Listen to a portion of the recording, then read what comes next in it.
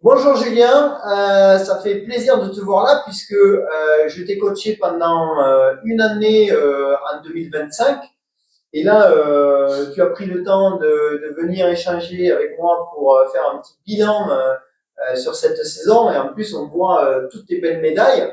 Tu as participé à une dizaine de courses et donc c'est quoi qui t'a poussé à te lancer dans le running et à viser tous ces objectifs, et notamment le semi et deux marathons, et puisque tu es primo-marathonien. Ouais. Bonjour Jeff, ravi de te revoir. Ce qui m'a poussé à me lancer dans le running, c'est que j'ai un pote à moi qui m'a dit une fois, prends une paire de running et viens courir avec moi. Et depuis, ça s'est jamais arrêté. Ça dure depuis février 2024 à peu près. Et ce qui m'a poussé à me lancer dans le semi-marathon et le marathon, la distance Rennes, c'est que plus je courais et plus je voulais me fixer de nouveaux objectifs de plus en plus ambitieux. Super. Et du coup, bah, tu as bien réussi puisque tu as fini deux marathons lors de cette année 2025 et pas des petits marathons puisque tu es allé à Sydney et à Valence en Exactement. Espagne. Donc, je t'ai coaché pendant un an. Quels outils ou méthodes ont été les plus efficaces selon toi dans cet accompagnement? Bah, ce qui était efficace et ce qui m'a aidé à progresser autant en une année, c'est que tu étais assez disponible, que les séances étaient préparées une semaine à l'avance, du coup j'ai le temps de m'organiser, et puis surtout ta disponibilité et le fait que tu puisses t'adapter à mon mode de vie, voilà. Oui, effectivement, tu as raison, Julien, c'est très important que le plan d'entraînement il s'adapte à ton mode de vie, à ton quotidien, plutôt que ce soit toi qui t'adaptes Ouais, au c'est plan. ça. Et ça, c'est pas bon du tout. Donc, effectivement, le rôle d'un coach, c'est d'adapter le plan d'entraînement à tes contraintes quotidiennes. Julien, je voulais revenir sur un point. Tes chronos ont considérablement progressé entre 2024 et 2025. Est-ce que tu peux me dire un peu comment s'organiser une semaine type d'entraînement et selon toi, quel a été l'élément ou les éléments clés de ta progression? Bah écoute Jeff, ma semaine était composée de 4 séances de running et une séance de musculation axée sur le renforcement type course à pied.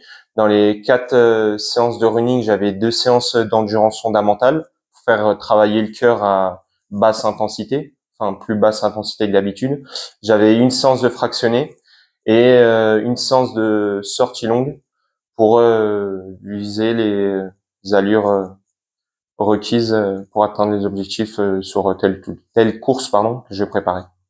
Bah, ce qui a fait que j'ai progressé autant en une année, c'est que j'ai su écouter tes conseils et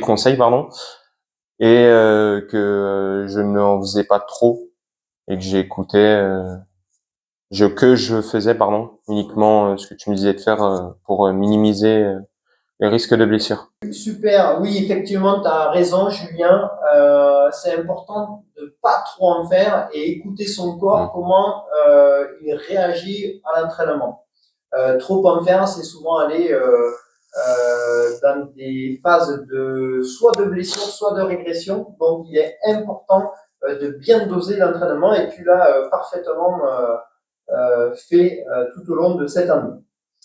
Après deux marathons en 2025, quel conseil donnerais-tu à quelqu'un qui hésite à se lancer dans un coaching à distance?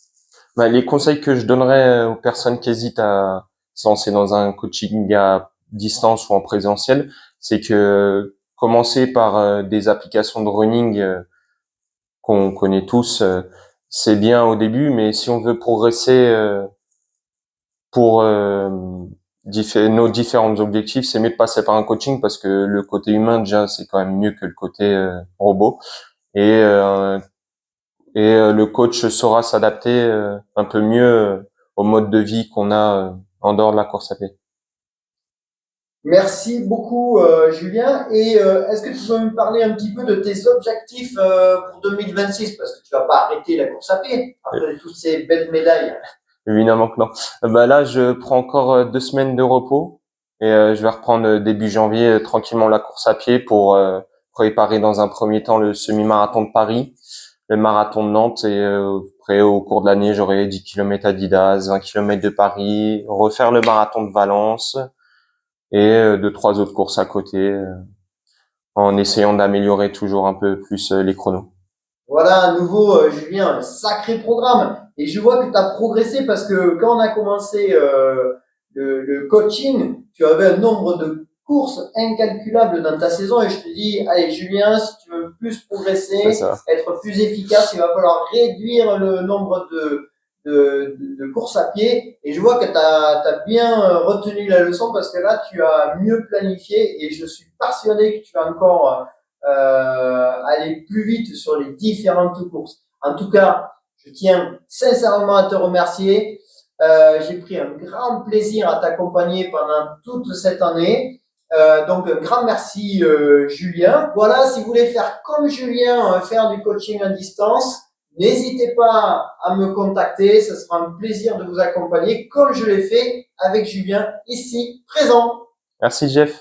Avec plaisir, à bientôt. À bientôt.